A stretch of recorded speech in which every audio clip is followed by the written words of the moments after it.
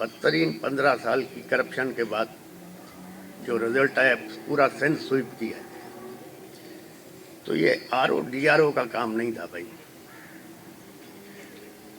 इस इलेक्शन को तो हम लोग जीडी वाले कबूल करते ही नहीं, रिजेक्ट करते हैं।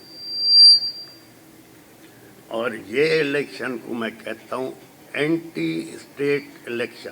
किसी दोस्त ने मुझे आज से 2-2.5 महीने पहले कहा था कि आप जीडीए खत्म कर दें। मैं कहा जीडीए मैं किस तरह खत्म कर सकता हूँ? लोगों ने मुझ पर भरोसा किया, कहा कि भाई जीडीए खत्म करो तो आप अपनी फंक्शनल के उस पर लड़ो, तो 2-3 एमएनए और बाकी एमपी आपको मिल जाएंगे।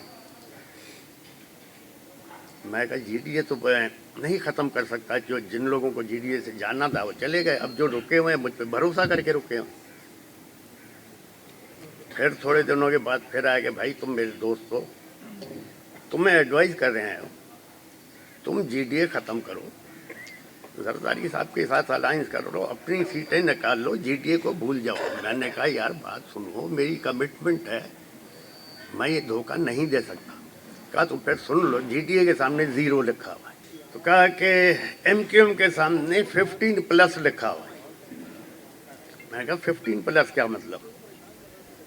कहा कि भाई एमक्यूएम का पीओएस पार्टी से तो झगड़ा है नहीं, एमक्यूएम का है पीटीआई से झगड़ा, तो इसलिए एमक्यूएम को 15+ लिखा हुआ है। आप लोग एक भी एमएनए नहीं उठाओगे। मैंने कहा कोई बात नहीं, तो आप हारने के लिए तैयार हैं? मैंने कहा हाँ, इज्जत से हारने के लिए तैयार हैं। तो अब लोग कह रहे हैं आरओ ने ये किया, डीआरओ ने ये किया। ये नहीं है, इस तरह नहीं हुआ है।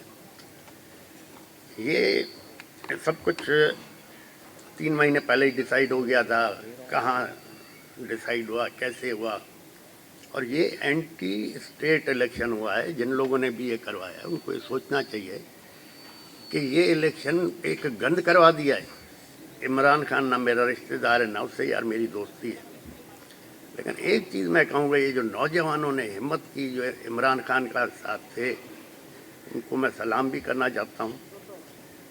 और जो ये फैसला करने वाले, उनको अंदाज़ा ही नहीं था कि इमरान खान के साथी इतने तादाद में इलेक्शन जीत जाएंगे। अब वो जीत तो गए, अब किस तरह बिकते हैं, किस तरह नहीं बिकते, वो अलग बात है। तो हम एंटी स्टेट लोग नहीं हैं।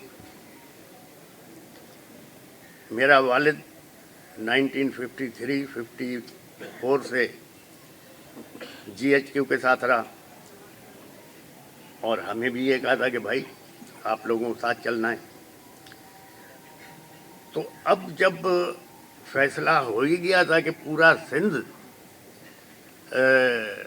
पीओएस पार्टी को देना है, तो अब मुझे बताओ मैं फौज को कैसे नाराज़ करूं कि 2 सूबाई सीटें आ गई हैं मेरे पास, एक मेरा बेटा और एक हमारे सांगड़ से।